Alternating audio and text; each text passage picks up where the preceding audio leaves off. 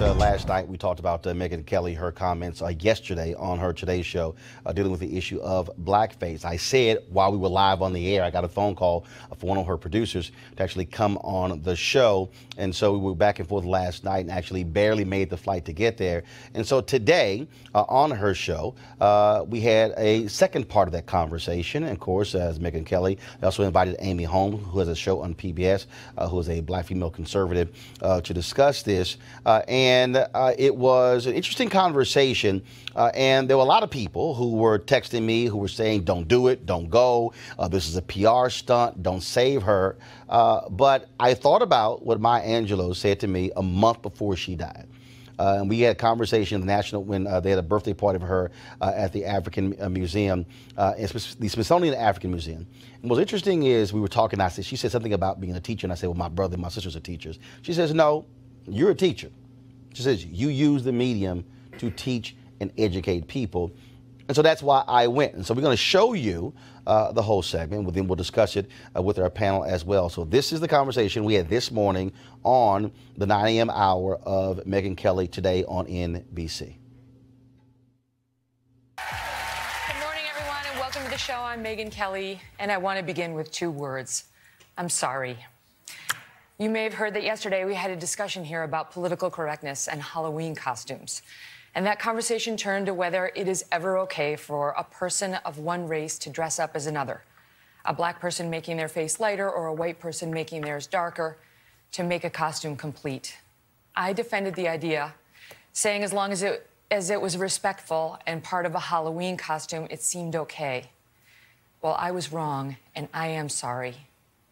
One of the great parts of sitting in this chair each day is getting to discuss different points of view.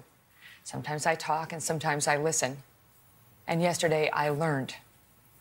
I learned that given the history of blackface being used in awful ways by racists in this country, it is not okay for that to be part of any costume, Halloween or otherwise.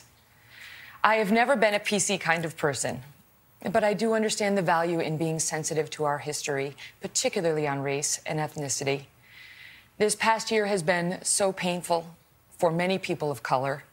The country feels so divided, and I have no wish to add to that pain and offense. I believe this is a time for more understanding, more love, more sensitivity, and honor, and I want to be part of that. Thank you for listening and for helping me listen too. Roland, I did listen yesterday, and what was very clear in what I read and what I heard is that the history here, when it comes to that term and this issue, is deeply disturbing. I think the problem is for African Americans, we know the history, and too many white Americans don't know or won't accept it. And the reality is, it is American history, yours and mine. When you look at blackface, white entertainers wore blackface to mimic African Americans, to caricature African Americans. When you look at the minstrel shows, black entertainers were forced to wear blackface because whites did not even want to see the humanity of black people, so therefore they had blackface. Last night, I looked at Spike Lee's 2000 movie Bamboozled, which dealt with this.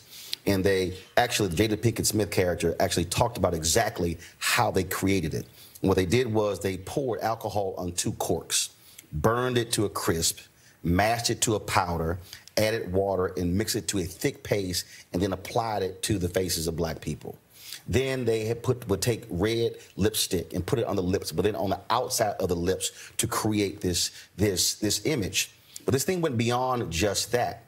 You look at the Jim Crow Museum that's at Ferris State University, where this is American history, where black people have been assaulted in magazines, television, radio, all of these images that have continued for centuries and then, of course, decades, going up to the 1960s and to some degree in the 70s, and we still see it present day.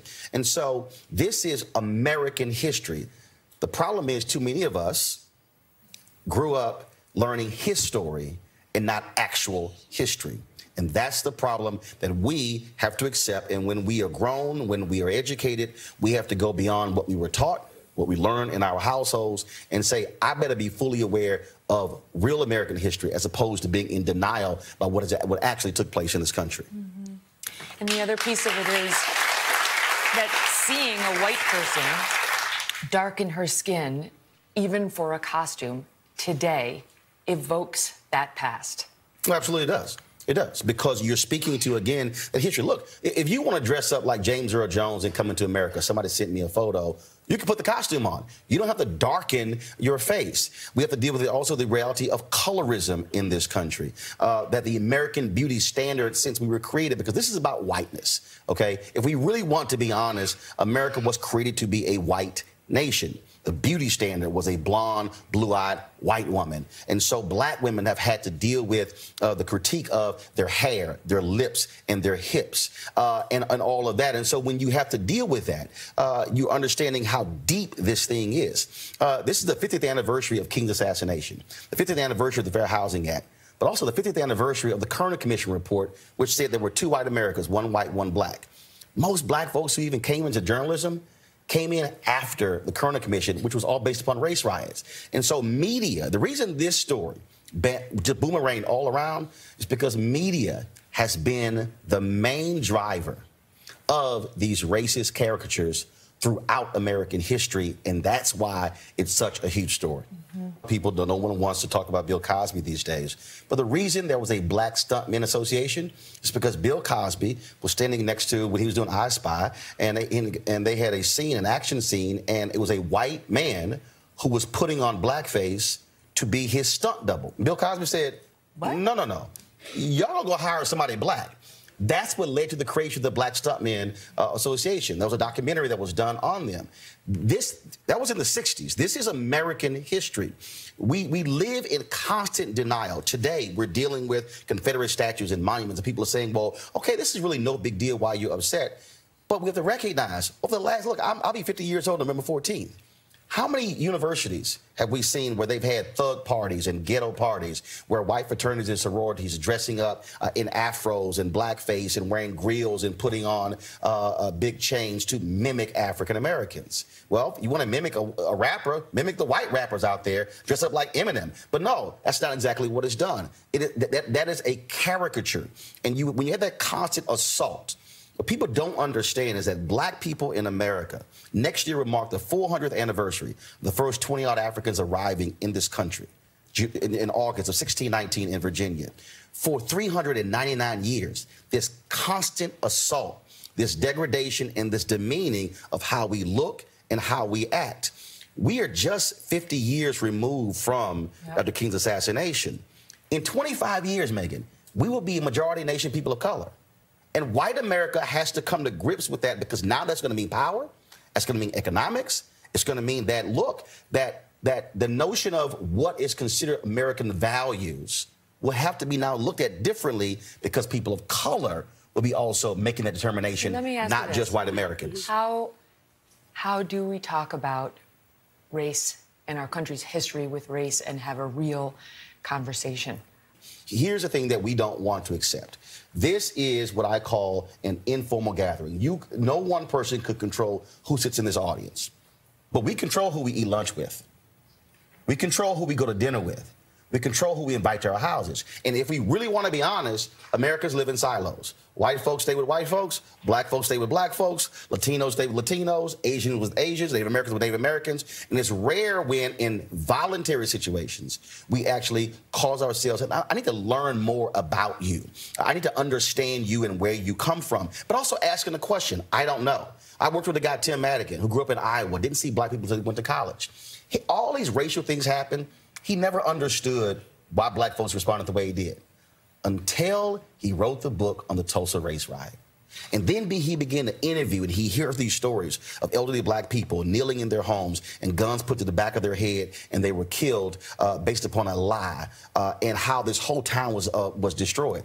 Tim said, Roland, for the first time, I then understood why black people felt the way they did. And he said, as a white man, I had to force myself to own up to my lack of understanding, my lack of history. And I would say the same thing, Megyn, whether it's you, whether somebody sitting in this audience, being honest that, wait a minute, how did I grow up? And have to go inside of yourself and say, what was I taught? What did my parents teach me? What did my friends teach me? And do I allow people to say things around me that have racial implications and I say nothing? because I don't really want to upset the apple cart. Let me look at who's in my office. Who's on my staff? Who are executives? I've been in media since I was 14 years old. One of the fundamental problems we have, that white men still run media across the board. I mean, do understand, and this is just understand how this thing impacts us. When I sat with Ken Jouts, executive vice president at CNN, I did a pilot. He literally, I used the word brother. I was interviewing the guy who later became the first black president. And I talked about health care, and I said, man, that really hurt a brother having to file for bankruptcy because of health insurance. He said to me, hey, be careful using the word brother because we don't want to alienate white viewers and being too ethnic.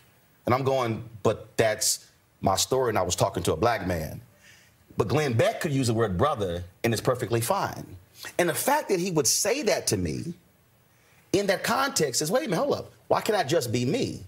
Why is it that, okay, you're too black, Roland? Well, how am I too black? Because I am black. And so we have to understand how deep this goes, because now it impacts raises, it impacts promotions, it impacts who we work with. And so we, I think, are in total denial of how deeply embedded race is in the DNA of America and how it impacts so many things that are done in this country.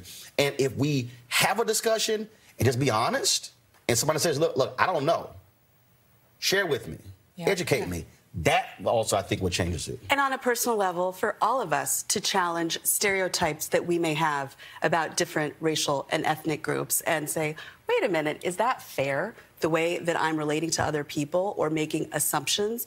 That's a part, I think, of the journey. But the last point is, I can play Diana Ross. I'm sorry, Megyn, you can't. No. Megyn, you can. No, Megyn, you can play Diana Ross just like you can play any other character. But you just put on a gown, grab a fan, and then have big hair, you're fine. But that's the mistake that we make when we say, oh, I want to cross that line. Yeah. There are lines, and there's history, and there's pain. And when we acknowledge that, then we can learn and grow from it. But as long as we as Americans live in denial and act as if that stuff does not matter, then we will continue to have this problem in the next 400 years. Listen, well said. All I can say is, for my part, I have been listening and learning, and I'm grateful to both of you to have this conversation here on the set today, and to those who reached out to me via Twitter. I've heard you too. Thank you. Thank you very much, and we'll be right back. Now, of course, that was the edited version. We have the full version of the conversation on our YouTube channel, so go to youtube.com/Rolland S. Martin. All right, let's turn to our panel. Your thoughts? Thank God yesterday she was wrong about it, because that meant today you had an opportunity to go before millions of people and give them the history of this country that they otherwise may have never, ever heard. I see it as a blessing that Megyn, with her ignorant self, is in the Today Show slot and needed to cure it, because in the curing of it, she made way for a conversation that had to happen and information to be provided around the world. So, to me, well done, Roland. Scott, you were talking about you watched this with some of your law partners? I did. A number of them. And CNN is kind of on, but I happen to have it just on NBC. And I was on a phone call, and they were in my office with me. And NBC, and I saw your face. I had to get off the phone. And I am deeply grateful that you chose to go. And I mean that. You and I go back and forth a lot, but I got to tell you, I've never been prouder. And here's the thing. You did that interview. That was your interview. Don't miss the move now. That was his interview. Yeah. Megyn was just there, right? And he had a broad-based audience to share in a thoughtful, cogent, intelligent, African-American, intelligent-based representation of a lot of points. The most important point I think you made, and I talked about this as the layperson presenter at Reed Temple this past weekend, about the need for a national dialogue on race in this country to reconcile the issue of slavery, Jim Crow, Ku Klux Klan, this history issue that you talked about. And it needs to come from the top. I challenge the AME Church to lead that effort, but I challenge our government officials, not this government that we have in place now, to lead that discussion. America has never reconciled itself on race. No. And won't. It's never reconciled what it promises to be and what it is, because we will not have that dialogue. White people think they paid their dues because we got black billionaires, and black people they took so much from us that we don't know who we are, actually. I mean, when we talk in our employment places about black issues or black this, a lot of people that look like you and me, Roland, we lower our voice. Other ethnicities don't lower their voice because we've been conditioned. That's exactly. And Julian, no, hold on. But follow me here. Right. So, finish your point, then I'm gonna go to you. Right, but we have been trained that way, and so we can't just continue to ignore this and act that the race issue in this country is gone away with time. We got to be comfortable and aggressive and make everybody else comfortable, black, white, yellow, and brown, talking about these issues. Julian, last week I was in Indianapolis, and there was a State of Black Issues discussion that I moderated with Susan Taylor, Reverend Al Sharpton, and Michael Eric Dyson. And we're going to air some of that later this week and also next weekend, live stream the whole thing this weekend. And I talked about Dorothy Cotton, and she was over the Citizen Education Project with SCLC. Everybody focuses on, well, they trained them to go out. Well, no. In her book, she said, no, they brought people in. They wanted to see where they were mentally, how they view things, and they reprogrammed them to send them go out. The thing for me is, and look, I saw all the commentary. Oh, my God, she's 47 years old. She's a white woman. How does she not know? Which is all legitimate. But what I do think we have to understand is that there are white people in this country who literally are growing up, they don't see no black people. And there are black people who are living in spaces where they don't connect with white people. And what happens is, if you never ever sit and talk to somebody, you don't know what the hell's going on, because you can forget what the hell you learned in school. It ain't real history. It's a joke. And so we have to, I think, sometimes force that conversation, and yes, teach some folks. Yes. Well, teach some folks. I'll first of all say, Roland, I want to commend you. You did a brilliant job. I think it was really great. I'm happy that you mentioned Tulsa. You know, I'm doing some work on my book that'll come out whenever I finish writing it on black money, and there's a piece in there on Tulsa. And one of the things about Tulsa is there's a guy who's written about what he calls segregated memories. So in Tulsa, you have white people who do not believe that Greenwood was burned by crazy white people. They just don't believe it. And even if you show them pictures, they don't believe it. It's fiction.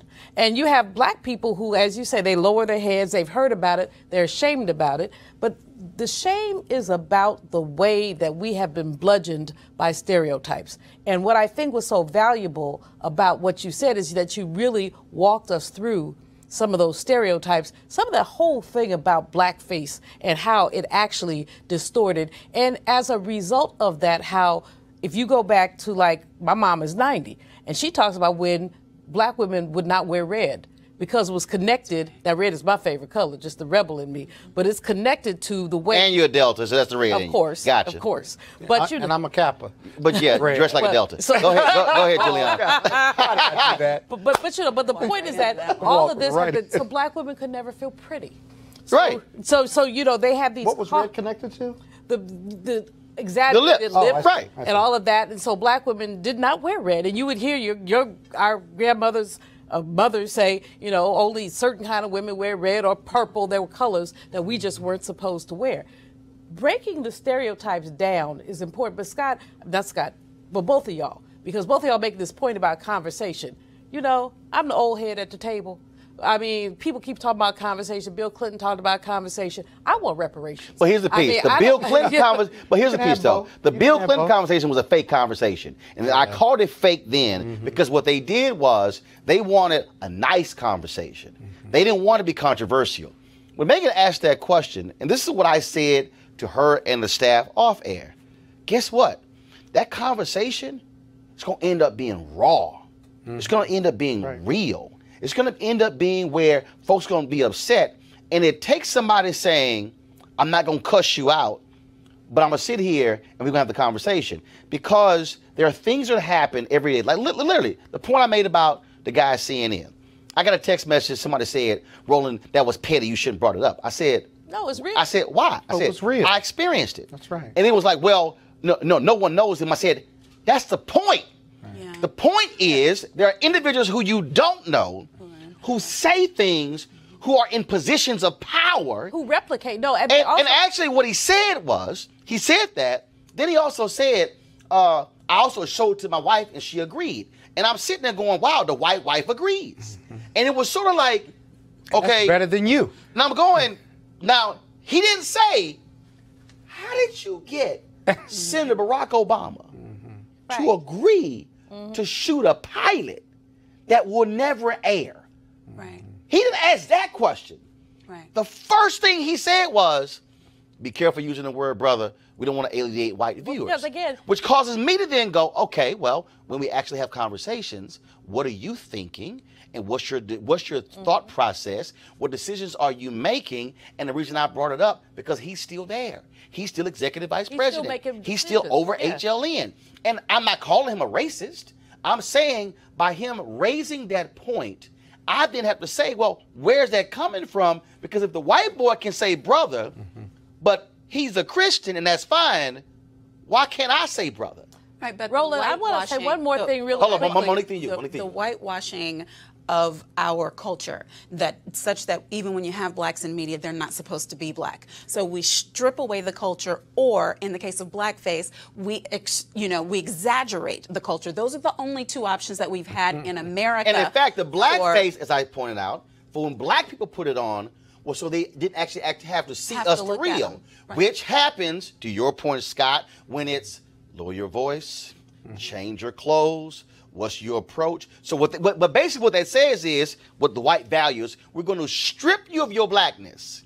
And we need you to walk like us, talk like us, act like us, go to the right schools, do the right thing, strip all of what makes us us.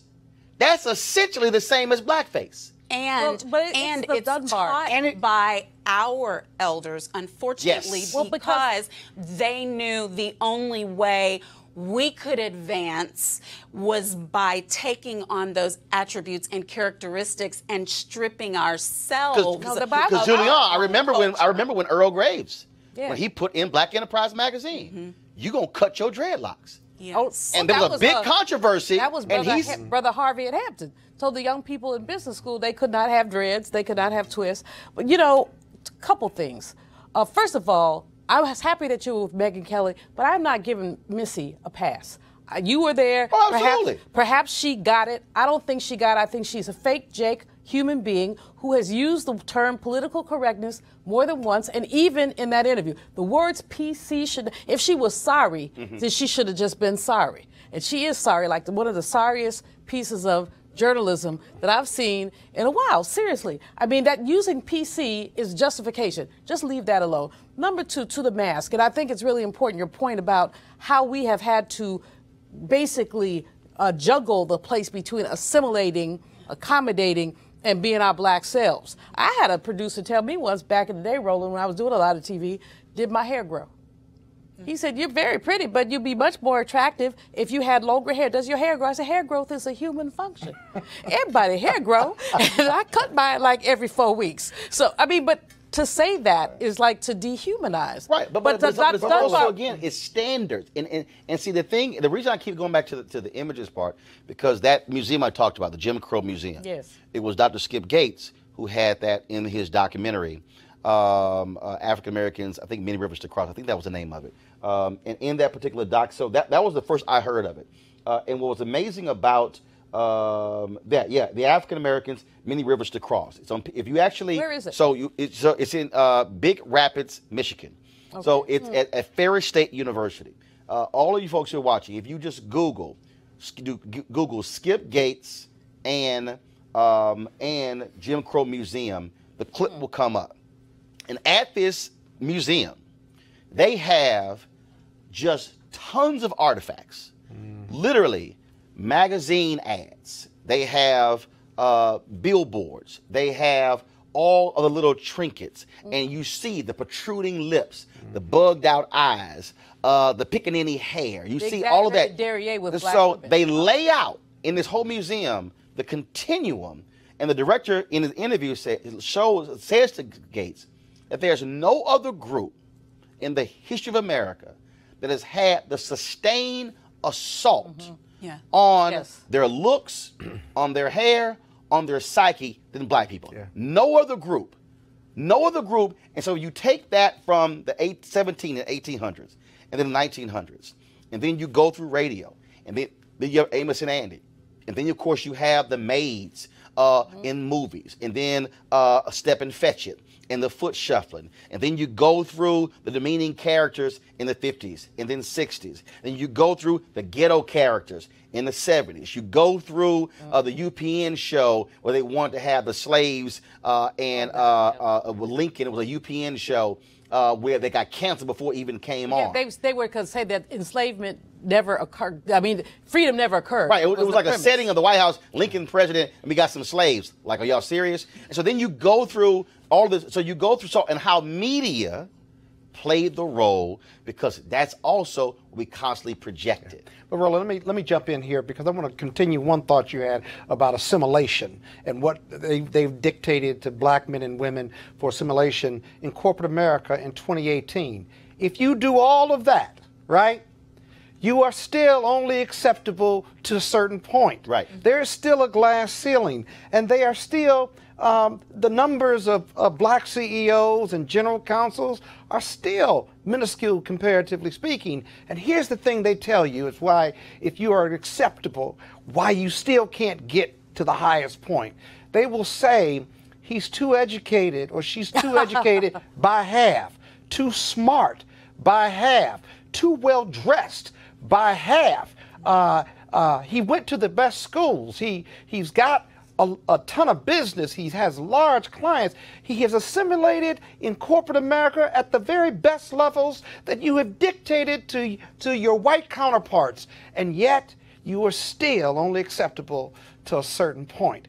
What are you to do? It is like we're caught in this political economic vacuum or prism or vortex that says do all the right things as your mom and daddy told you. You do that, and then you can only still get to a certain point, including compensation. But that's assimilation. Now flip that thing to how it also causes us to also then have self-doubt about other black people. Yes. Yes. The number of people, and this happened to me numerous occasions, brothers, men and women, black, who literally said to me when we had News One Now, brother, when you gonna get you a show? And I was like, I'm on TV 5 days a week. Right. What do you mean? Oh, no. And they literally show. said, no. They said a real show. A real show. And I said, what do you mean real show? They said, no, I mean like, CNN, MSNBC. I said, bruh. And so this is when Brian Williams was the evening news anchor of NBC. I said, bruh, do you realize that when Brian Williams comes to Washington, D.C. to broadcast the NBC nightly news, that Brian Williams sits in the same chair that I sit in? He goes, what do you mean? I said, well, there's a table right next to that chair, and there's 2 shelves. On the bottom shelf is a bristle brush and a mirror. That ain't for Brian. I said, that's mine.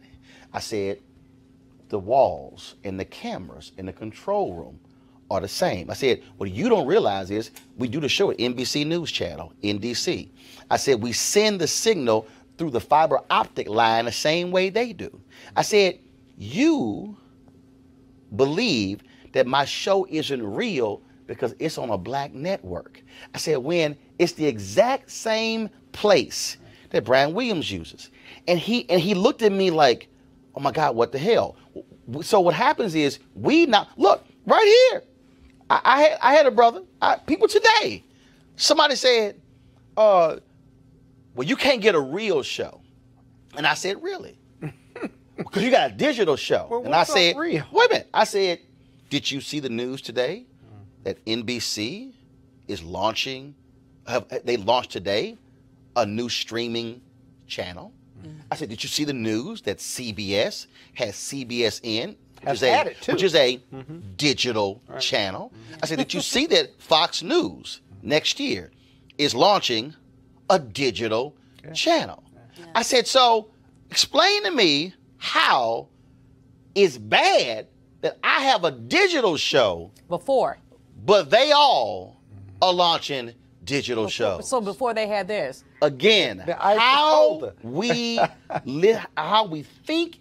So we're taking on, so we're degrading ourselves and saying that ain't good. Well, Roland, it's just it's like what happens in HBCU land. As you know, you have our people. We have brilliant, wonderful, phenomenal colleges in HBCU land, and we have black people who say things like, you know, I wouldn't send my child to an HBCU.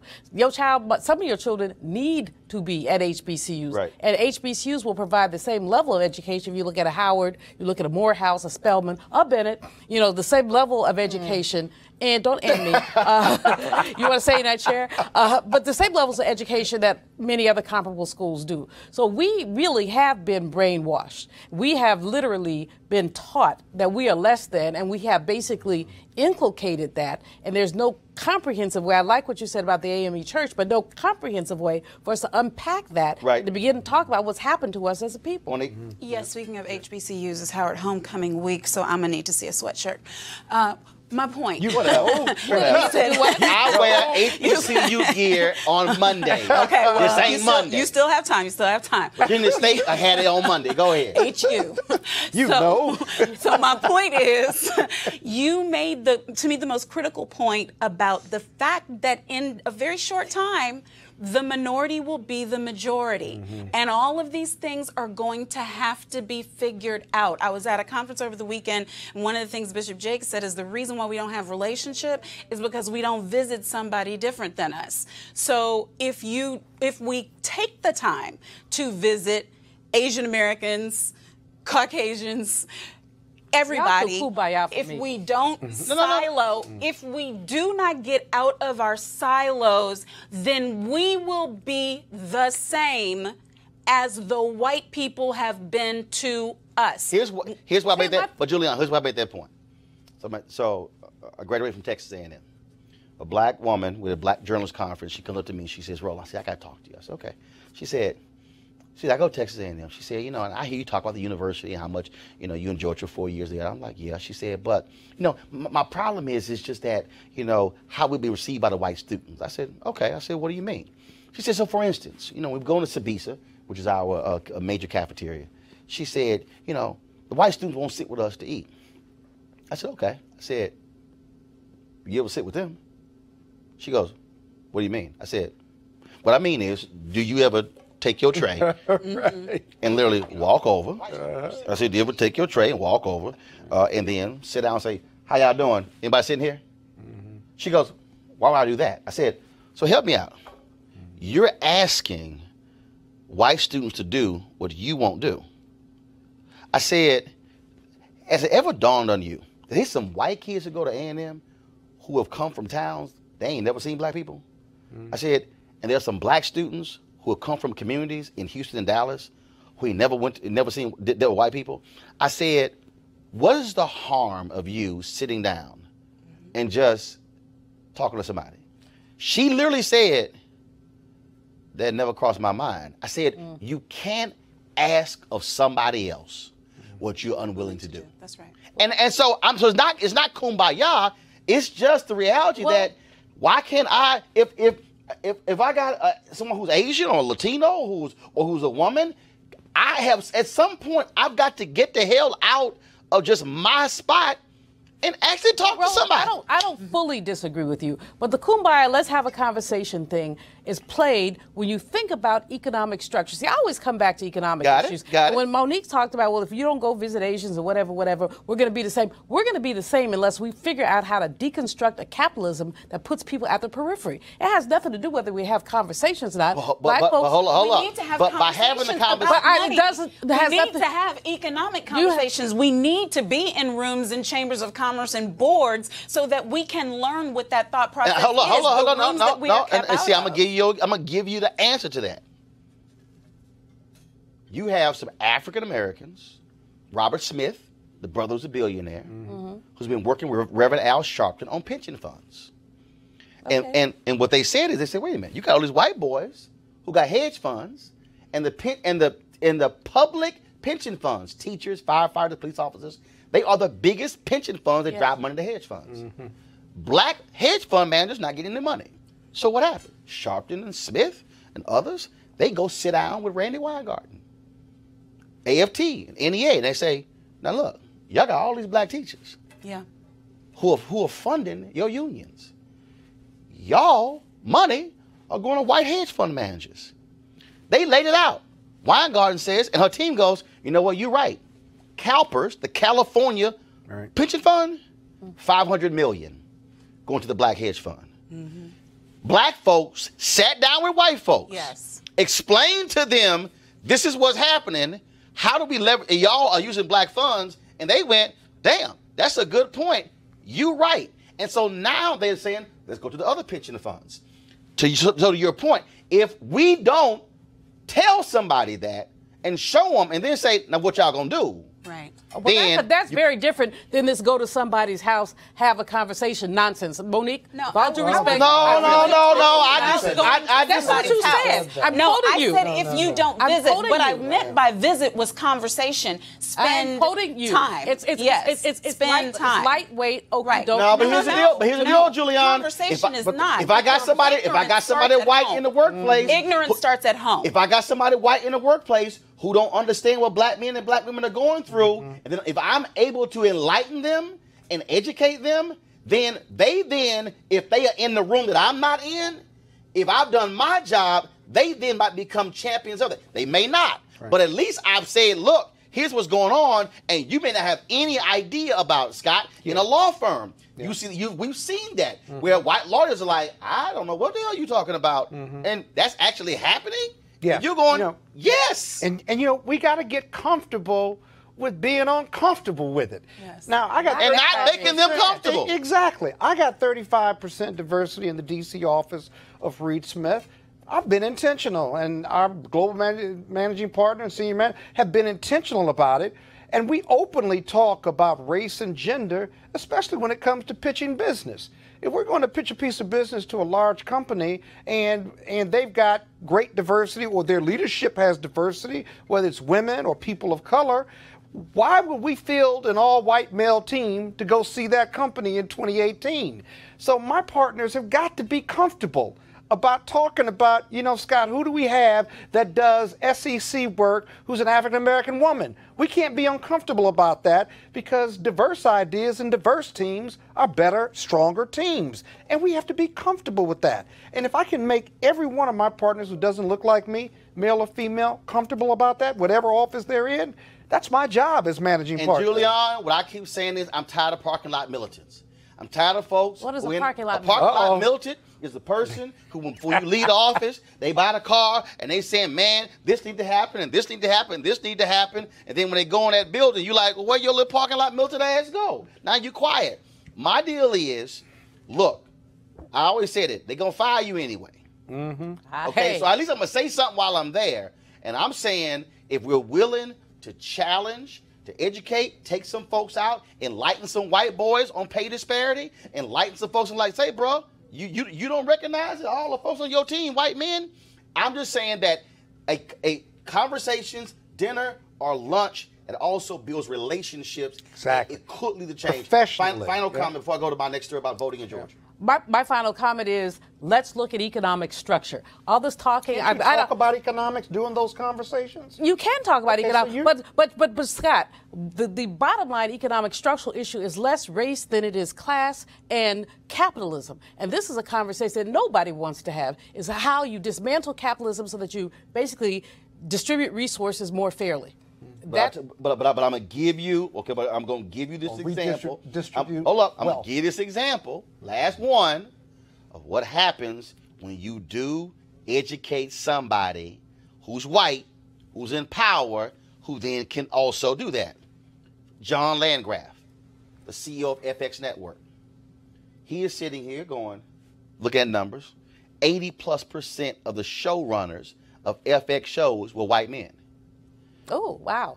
John Landgraf sends an email, one email, to the entire network, and he says, I'm a white man, and I like white men. We talk, they friends of mine, but this ain't America. He said 50+% of America's women. He said the numbers who are Latino, who are African American, and this is changing. He says, we have to change who is running the shows in our network.